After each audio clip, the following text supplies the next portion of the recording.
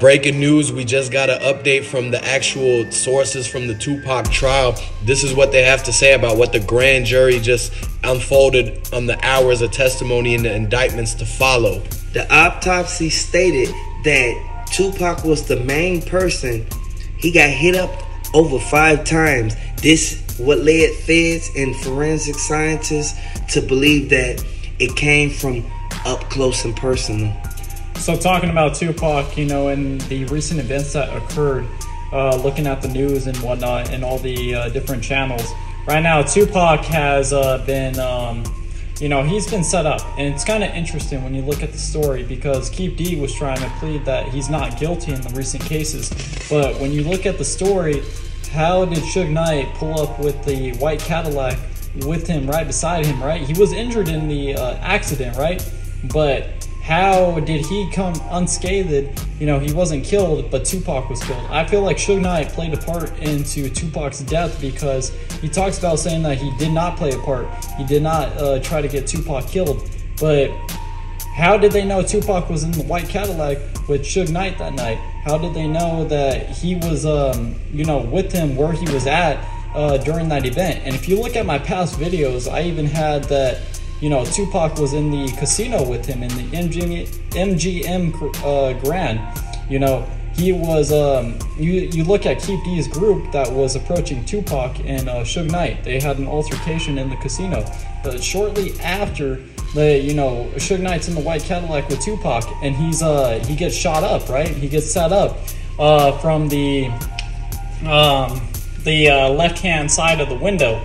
Now, Suge Knight's on the right-hand side. Yes, Suge Knight got injured that night, but Suge Knight did not die that night. And how did they know where Tupac was? How did they know what car he was in? How did they know he was in that white Cadillac with Suge Knight that night? And the street that they pulled up on him on the strip, how could they have known? Because there was no possible way that they could have known because of the simple fact that Suge Knight gave out the location, he gave out the time, he gave out where they were going right after the MGM Grand when they exited it. And if you look at Keefe's son, Keefe's son actually texted some people to go pull up on the left-hand side of the white Cadillac to shoot up Tupac. Shortly after, you look at Keefe, he's making all these podcasts saying, oh, you know, he's untouchable. You know, he's talking about he was the mastermind behind the plan. And I have my past videos where you could go look at that too in the link below. But it's crazy because, you know, he had all those past people looking at his stories that he wrote in the, not just the podcast he talked about, but in his own book and his memoirs. And he was saying, you know, he's untouchable. He was saying he's this mastermind. He was saying he did all this stuff behind the scenes. But it's kind of crazy because, you know, now he's pleading he's not guilty. Suge Knight doesn't want to talk about the situation. He's saying, oh, I'm not going to talk about shit. You know, but that's kind of interesting right there. Why doesn't he want to talk about anything when, you know, he had him set up in the altercation potentially? And he might incriminate himself if he does talk about things. But Suge had a stash box too. And a stash box of some, you know, hidden things. But we'll talk about that more later in this video. But right now, Suge has, you know, set him up where he's saying, oh, I'm not a part of the situation. But Dwayne Keefe, when he went to court today about his trial, they were talking about the stash box. And, you know, they were asking him, what was in the stash box? Or what did he potentially have hidden in that, you know, what did he do? I want everybody to know, one reason that they brought up the stash box, the stenographer, she caught Suge Knight saying, and you have to be mindful, if Keefe D's in court, Suge Knight is a witness. Suge Knight has to come on a writ to come to court, to be able to basically sit there and testify that they were the ones that shot Tupac. No one else was a witness. All of the witnesses are gone. It's about 30 years past, and I want everybody to really be mindful and really look at what's really going on, because there's no way. Suge Knight, He was in a wheelchair. Next thing you know, you know he has health problems, and a lot of people sit back and look at it like Suge Knight kept smoking them big old cigars. This is why he was in a wheelchair. I want everybody to really pay attention to this, because it's a lot of people looking at Tupac brother like, man, how do you feel when you sit in that courtroom where Keefe D is right there getting testified against with Suge Knight? Suge Knight was the only one there. And I want everybody to know, he was the main one right there. He had a stash box. That was the stash box that he put the phone in. The car that Tupac was in was auctioned off at the company. You gotta understand that the people at the auction knew Tupac. They know Suge Knight. They actually part of Keefe D, P. Diddy's crew and everything. When they actually tried to sell the BMW that Tupac got hit up in with the window down and the stash box, it was because of the fact that the people who bought it were trying to make it so that the marshals, the investigators, don't actually find that driver's side door with the contraption hidden in it. Because one thing y'all gotta understand is, from the way that Tupac got hit up, it's gotta be something in that stash box that somebody hid away, man. And Suge Knight, he's the only person that knows exactly how that whole car works, because he's the one who was leasing and bought the car and everything like that. And so how do you know that the people didn't go to the auction to actually buy the car to make it so that they never go and look and find more shell casings, find more fingerprints? Somebody could have ran up to Tupac's car and actually did it right there. They tried to pull on the door handle. You didn't notice, but they tried to hit Tupac up earlier on the other side of the street, a couple blocks down. When they left that parking garage, they tried to do Tupac like they did Biggie. This is where they even got that whole idea from a year later. Suge Knight, he was the only person that was with Tupac, because Tupac wasn't actually trying to ride around with nobody else. Tupac did not trust any of the rappers or nobody from the streets. You got to remember, Tupac is from New York. He lived in LA. He knows the most dangerous areas. So how do you think that the people that end up with Tupac is only one guy? So that one guy, he's connected to Keefe D. He connected to P. Diddy. They really could have used $1 million from P. Diddy to buy the car that Tupac got hit up in. And the reason why they would even do that is because if y'all know anything about anything, the ballistics say that it came from an inward angle at 45 degrees. If you was to actually match that up with the stencil drawing that Greg Caden showed, it wouldn't have came out the same way, man, because the white Cadillac was behind Suge Knight. They wasn't actually even at the stoplight. They were a little bit behind him. So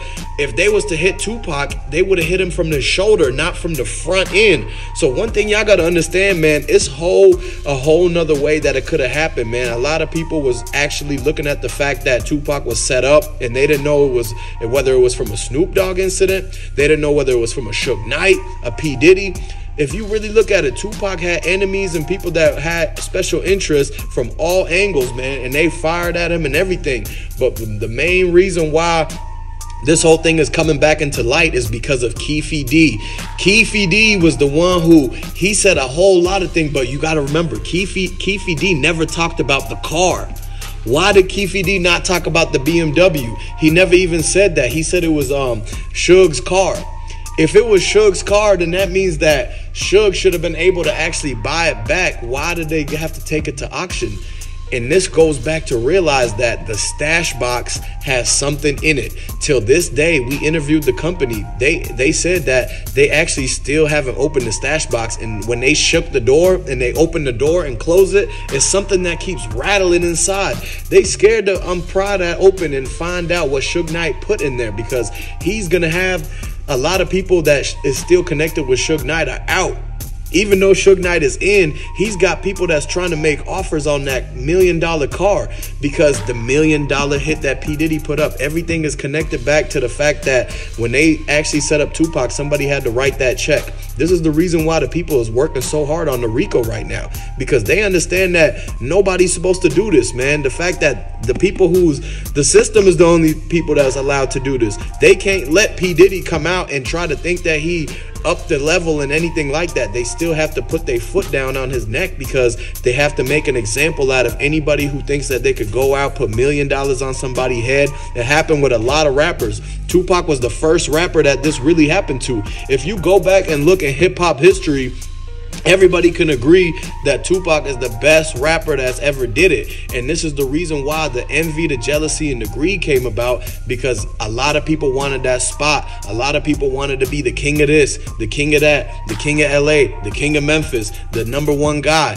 And this is what it takes. A lot of people is willing to knock people off to be at that spot. And Tupac got caught in the mix, East Coast, West Coast, P. Diddy, Sugeknight, and it all led to that one night at the MGM where they followed them.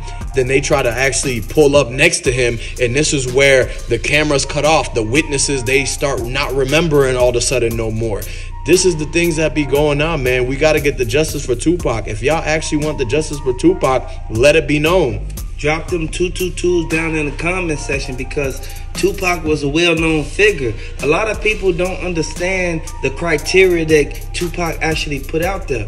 He did multiple things. He helped a lot of people. And the youth right now, they looking at Tupac like, man, we wish Tupac was still here because he could have been telling us something good.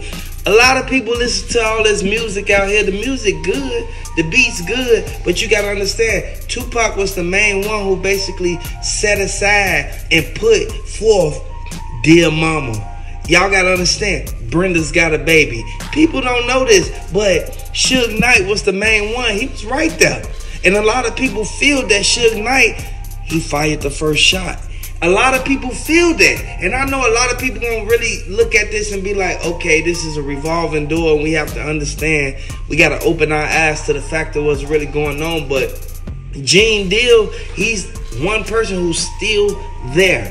He's still there looking at it like they could have did this a whole totally different way, because Tupac was one of the main ones who basically opened the doors for everything that was going on. Everybody know for a fact Tupac, he had to open the doors for this whole thing to even transpire. We have the investigators with us right now, because this is something that everyone needs to know. And I want to let you guys know what the investigators had to say about the forensic details of what happened with Tupac. And remember, Keefe, he incriminated himself in the memoirs, in his book, in the podcast. You know, he incriminated his own son. He was saying, oh, I was the mastermind behind it. He said that I was the guy that had these plans. I was the guy that set this up. I was the guy that did this. You know, he thought he was untouchable, but that's not the case. You know, he's not untouchable in these situations, especially with murder cases. You know, those murder cases, they stay around for your lifelong time. If they find out that you did that, then you're totally done for. And so it's interesting because now he's pleading that he's not guilty. You know, Suge Knight doesn't want to snitch on him, but we all know that Suge Knight knows some extra stuff behind the scenes. He's starting to come to light, you know, about Akon. He's coming to light about Keefe D. He's coming to light about Snoop Dogg. And, you know, now these people are trying to shut down his podcast because he's trying to tell the truth. That's pretty interesting right there, because why are they trying to shut down his podcast when he's just trying to express his opinion? They shouldn't be afraid of his opinion. You know, so the fact that his opinion is going out there and they're making these type of comments and they're afraid and they're trying to sue him for defamation and they're trying to act this type of way with him, it's kind of interesting. You know, there's things going on behind the scenes.